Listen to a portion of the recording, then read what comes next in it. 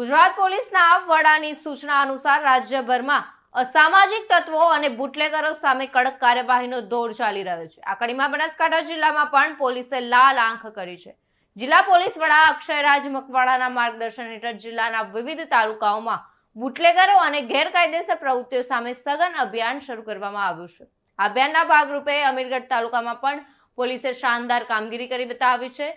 તો અમીરગઢ પોલીસ સ્ટેશનના PI SK પરમારની આગેવાની હેઠળ પોલીસ સ્ટાફે તાલુકાના વિવિધ ગામોમાં દેશી દારૂની ભઠ્ઠીઓ ચલાવતા બુટલેગરો સામે સપાટો બોલાવ્યો હતો। પોલીસે ગુપ્ત માહિતીના આધારે કરેલી રેડમાં 2100 લીટર દેશી દારૂ ઝડપાયો હતો, જેની કિંમત આશરે 52,000 રૂપિયા જેટલી આંકવામાં આવી છે। આ દરમિયાન પોલીસે આ જથ્થાનો નાશ કરી દીધો હતો અને આ ગેરકાયદેસર પ્રવૃત્તિમાં સંડોવાયેલા 5 ઇસમો સામે કાયદેસરની કાર્યવાહી હાથ ધરી હતી। અમીરગઢ પોલીસની આ કાર્યવાહીથી પ્રદેશમાં ગેરકાયદેસર દારૂનું વેચાણ કરતા બુટલેગરોમાં ફફડાટ ફેલાયો છે।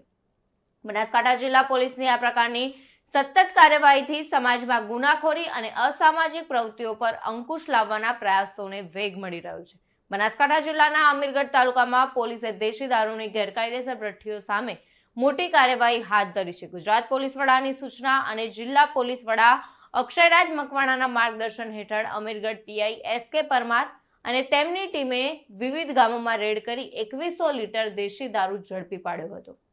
જીતુ અગ્રવાલ સાથે ચક્રવાત ન્યૂઝ, અમીરગઢ।